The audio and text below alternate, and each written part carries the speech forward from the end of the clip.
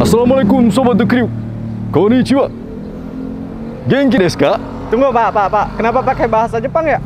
Karena mitra kali ini dari Jepang. Yuk, daripada penasaran, ikutin video kali ini. Bagaimana kabarnya? Kembali lagi bersama saya di Rio Precikan. Ini yang ori. Kalau nggak duka, makan nanti. Oke, assalamualaikum Sobat The Crew. Jadi di konten Mitra Sukses kali ini saya akan mengajak Sobat The Crew dan teman-teman yang nonton video kali ini berkenalan dengan mitra kita yang sukses di daerah Ciseeng, Bogor. Silakan Pak, diperkenalkan namanya. Ya, perkenalkan saya Sauki. Pak Shoki ya? Iya. Katanya dari Jepang nih Pak? Mantan pekerja pernah TKI di sana. Oh, Di Jepang. berarti bukan orang asli Jepang Pak ya? Bukan. Oke. Nah Pak Shoki bisa diceritain nggak nih Pak? Kapan mulai bergabungnya nih Pak? Dan bagaimana Pak proses bergabungnya menjadi Mitra The Crew? Jadi saya pertama gabung itu baru sebenarnya, hitungannya baru tahun kemarin, sekitar bulan Juli atau Agustus saya lupa. Itu untuk pertama kalinya. Dan itu bergabungnya itu karena memang di saat itu di sekitar saya memang ada mitra-mitra The Crew yang lebih dulu bergabung ya. Jadi saya tertarik juga untuk bergabung di The Crew. Oh, jadi memang karena banyak mitra juga ya? Iya, sekitar sekitar, Bapak ya? Tempat tinggalnya ya? Iya. Oh gitu. Nah, bisa diceritain nggak nih Pak latar belakangnya, terus awal mulanya bagaimana sih Pak jadi mitra The Crew? Jadi saya pertama gabung The Crew itu sebelumnya saya memang basicnya itu wirausaha. Jadi kebetulan dulu saya pernah kerja di pabrik di luar. Setelah itu saya wirausaha kebetulan di bidang kuliner juga, di minuman. Dan kebetulan selama pandemi ini ada penurunan omset. Jadi semenjak itu saya berpikir gimana caranya dengan penurunan omset ini saya sudah harus ada spare cadangan. Bukan spare cadangan, jadi apa ya, pengganti bisnis sebelumnya gitu ya? Sebelumnya, bukan pengganti, maksudnya untuk menutupi ya? Dan alhamdulillah sekarang bisa dijadikan pemasukan utama lah. Nah, Pak Shoki, katanya nih saya dengar-dengar Pak Shoki udah punya 5 outlet ya Pak ya? Alhamdulillah sampai sekarang 5 outlet. Nah ini cabang yang paling baru, yang kelima, baru buka sekitar 10 hari. Ini yang kelima ya Pak ya? Iya. Kapan nih Pak bukanya Pak?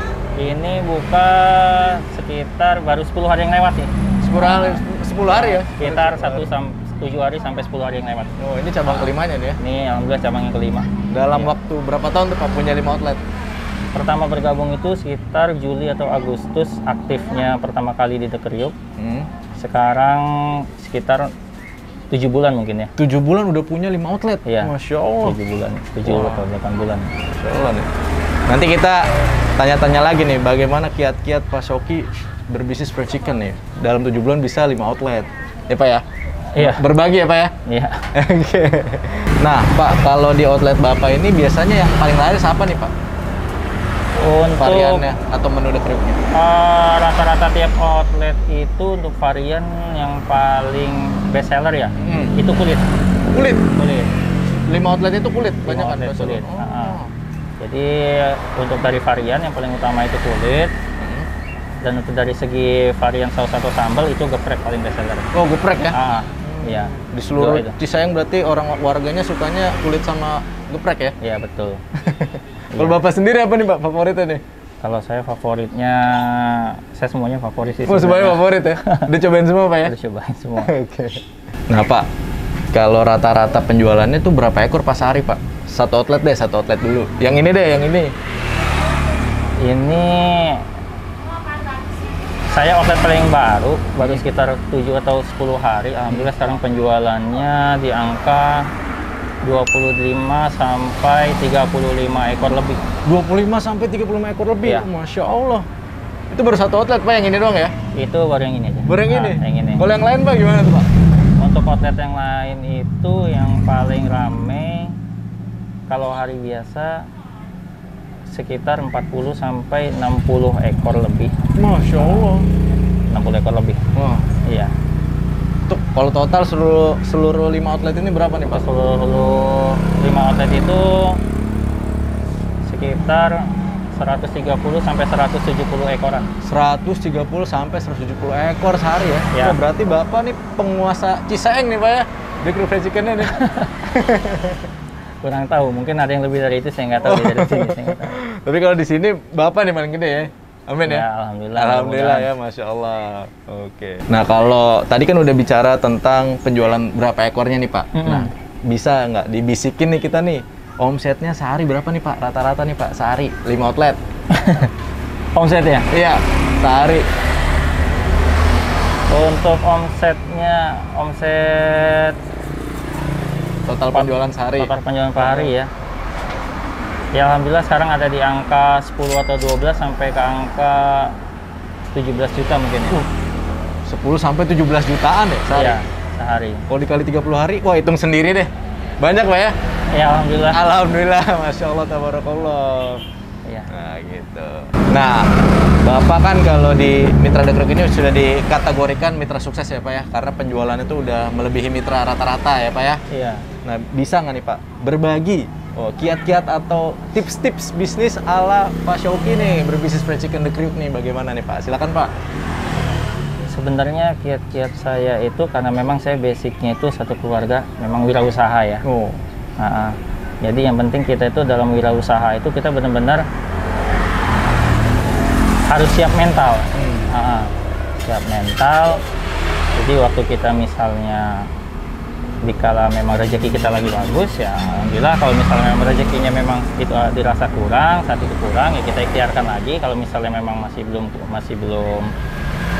bisa naik ya sebisa mungkin kita ikhtiarkan. Dan dari segi untuk pencarian lokasi sendiri ya memang faktor utama memang tempat Ya, lokasi tempat, ya. lokasi. Dan satu lagi itu kita sebagai wirausaha itu kita ada feel di tempat itu. Jadi kita melihat tempat itu, kita ada perasaan nggak di tempat itu. Ada feeling ya? Harus pakai feeling juga Pak ya?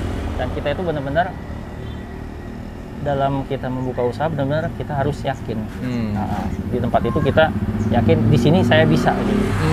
Saya bisa untuk bisa sukses di sini seperti itu. Kalau misalnya kita dari awal kita sudah ragu misalnya kan, sudah ragu atau sudah nggak yakin lah intinya. Ya itu bisa jadi berpengaruh juga seperti itu. Jadi dia dari tempat ya, dari yakinnya kita di tempat itu ya, dari menjaga kualitas yang paling utama. Kualitas juga penting ya. Kebersihan kita tempat mau produk segala macam, dan dari segi pelayanan kita ke pelanggan. Ya. Nah, itu faktor-faktor utama. Berarti kita pertama tuh harus lokasinya, terus mental kita juga harus disiapkan ya Pak ya? Kita harus siap, kita harus yakin. Terus yang kedua harus yakin juga ya? Harus yakin. Kita namanya usaha itu kita harus yakin sama tempat yang mau kita buka. Kalau kita dari awal kita buka tapi kita sudah tidak yakin, mendingan jangan ya Pak ya? mendingan jangan. Setengah-setengah tuh Pak ya? Setengah jadinya. Ragu. Terus kualitas dan pelayanannya juga ya? Kalau kita sudah buka, yang paling utama ya kualitas produk harus kita benar-benar perhatiin. Kualitas produk, kebersihan, dan pelayanan. Kalau kita sudah ikhtiarkan itu dari itu semua, misalnya penjualan kita masih belum, ya mungkin kita harus bersabar kan gitu. Bersabar dan terus meningkatkan. Sambil dievaluasi Pak ya, apa nih yang di mana kita kurangnya di sini. Nah, saya juga ngeliat nih Pak, di outlet Bapak nih ada tempelan pemberitahuan juga tuh Pak. Menarik tuh Pak. Buat yang pembeli yang komplain atau apa gitu. Jadi, itu gimana tuh Pak? Awal mulanya gimana tuh Pak? Jadi awal mulanya sebenarnya saya dalam rangka untuk menjaga kepercayaan pelanggan. Jadi pelanggan itu benar-benar percaya dengan produk yang kita jual, dan kita berani bertanggung jawab dengan produk kita. Suatu saat kita jual ada human error dari produk kita berani bertanggung jawab.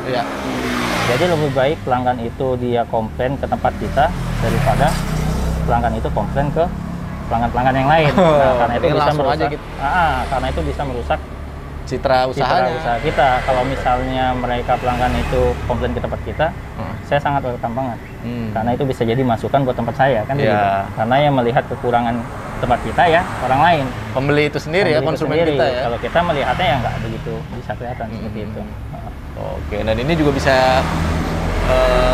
tips ini bisa digunakan ya buat mitra atau calon mitra juga ya. Iya, komplain dari pelanggan itu memang benar-benar komplain, masukan dan saran itu benar-benar kita tampung ya. Karena ada dari sebagian kita itu ya agak kurang terima dengan komplain segala macam. Nah, kalau saya di sini menganutnya kita sangat welcome sekali. Iya. Kalau misalnya ada kekurangan dari produk kita, silakan langsung disampaikan dan kita lihat. Kalau misalnya memang itu ada kesalahan dari human error dari pihak kita, langsung kita berikan produk yang baru secara gratis.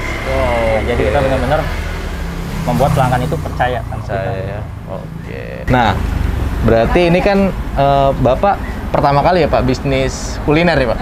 Di bidang kuliner, yang masakan gini kayak fried chicken gini Pak? Sebelumnya saya dulu sudah pernah juga. Oh, udah pernah juga Pak? Sudah pernah. Oh, iya iya. Cuman dulu saya masih ngikut sama orang, Oh, masih sama orang. kerja lah gitu kan. Masih kerja sama orang, ya mungkin karena basic-basic dari situ ada pengalaman juga. Jadi ya saya belajar di pengalaman lah gitu. Gimana yang bisa jadi kelebihannya kita pakai di sini, metodenya. Kalau ada diterapkan ya? kekurangan, kita perbaiki lagi kan seperti itu. Nah, kalau suka dukanya apa sih Pak bisnis fried chicken kayak gini Pak? Untuk saat ini ya, Iya. terutama kalau lagi ada kenaikan bahan baku itu udah pasti. Apalagi Minyak, kalau sekarang minyak ya? sekarang. Wah, yang paling minyak ini. emang lagi naik ya. Ha-ha. Duh, mudah-mudahan minyak segera normal kembali ya Pak ya. Iya, karena dari sananya kebijakannya seperti itu, ternyata realita di lapangannya ya kita Iya. temukan bahan baku memang masih naik. Masih naik. Itu. Kalau sukanya apa nih Pak? Sukanya ya Orderan banyak. orderan banyak, penjualan kita bagus, ya kita sendiri yang menikmatinya kan seperti itu. Langsung bisa merasakannya Pak ya. Iya. Oke. Bisa merasakannya. Karena ini yang di saat pandemi seperti ini bisnis kuliner yang paling ini Pak ya. Iya, Insya betul. Allah ya. Karena memang saya dari dulu feel saya itu setiap saya mau wirausaha kalau bisa inti wirausaha saya semua itu bergerak di bidang kuliner. Karena kita semua pasti butuhkan seperti itu. Nah Pak, sekarang apa nih harapan Pak Syauqi nih ke depannya? Harapan saya ke depannya ya semoga saya bisa lebih usaha saya bisa lebih berkembang, lebih bisa disupport sama dengan bagian pusat Manajemen ya? manajemen Makin solid Pak ya kerjasamanya. solid, bisa lebih disupport Amin. dan usaha saya bisa makin berkembang dan dari pihak pusat bisa terus dan lebih meningkatkan Pelayanannya ya? pelayanannya kepada kami sebagai mitra di lapangan kan, seperti itu. Insya Allah, amin. Ah. Sip. Kita doain teman-teman, mudah-mudahan Pak Syauqi bisa lebih berkembang lagi nih bisnis fried chickennya gitu ya. Ya. Nah Pak Syauqi, mungkin kan di antara teman-teman yang nonton video kali ini, mungkin pengen juga nih jadi mitra The Kriuk. Bisa nggak nih Pak dikasih pesan-pesannya gitu untuk teman-teman yang ingin bergabung? Jadi inti utamanya kita bukan hanya The Kriuk ya. Jadi inti utama kita bergabung di usaha itu kita harus ada perasaan dulu. Perasaan itu maksudnya kita ada feel nggak dengan usaha yang kita jalanin. Melibatkan ini ya, berarti perasaan kita ya? Melibatkan perasaan kita dulu. Kalau kita sudah ada feel, sudah ada apa ya namanya ya, perasaan kita benar-benar di usaha tersebut, mau gimana pun nanti hasilnya kita akan lebih siap seperti itu. Dan kita akan lebih bisa fokus ngejalaninnya, bukan untuk coba-coba. Jadi kalau misalnya memang kita sudah Terjun langsung ya kita memang benar-benar harus siap dan sudah ada perasaan kita di tempat itu. Dan satu lagi apa ya? Ya intinya kita benar-benar sungguh-sungguh ngejalanin untuk usaha apapun. Siap. Oh ya Pak, ini kan kita masih pandemi ya Pak ya, masih pandemi. Nah kira-kira berpengaruh nggak sih Pak kalau terhadap bisnis Bapak nih, The Kriuk Fried Chicken, penjualannya? Untuk dibilang berpengaruh, pasti berpengaruh ya. Berpengaruh ya? Pasti berpengaruh. Tapi juga saya kurang tahu ya berpengaruhnya seberapa banyak, karena saya memang untuk di bagian The Kriuk ini saya terbilang baru ya. Karena memang saya masuk ke The Kriuk ini memang sudah pandemi. Jadi berarti saya pas bergabung lagi pandemi Pak ya? jadi saya agak kurang tahu juga sebelum pandemi itu seberapa besar pangsa pasarnya, setelah pandemi berapa besar pangsarnya saya juga kurang tahu. Cuman ya saya bisa lihat setelah bergabung ini memang ada pengaruhnya. Jadi misalnya selama PPKM itu memang ada pengaruhnya. Signifikan atau tidak tuh Pak untuk penjualannya? Nggak terlalu signifikan sih sebenarnya. Paling yang pas PPKM aja Pas gitu. PPKM Itu atau juga karena apa. pembatasan jam buka paling Pak ya? Karena sebenarnya faktor keuangan masyarakatnya mungkin lebih diminimalisir. Diminimalisir ya. Oke. Karena pekerjaan semua pada nggak kerjakan begitu. Iya betul. Berarti memang untuk bisnis kuliner di saat pandemi ini emang tidak terlalu signifikan lah penurunannya karena memang setiap orang tuh butuh makanan ya Pak ya. Dan The Kriuk ini bisa jadi salah satu pilihan utamanya lah. Karena kita bergerak di bidang fried chicken ini sudah masuk ke semua golongan, dari mulai anak-anak, dewasa sampai orang tua pun semua pada suka. Masa Dan- pasarnya luas ya Pak ya? Dan alhamdulillah selama saya bergabung selama 7 bulan ini, saya belum pernah mendapatkan komplain dari pelanggan. Oh, alhamdulillah.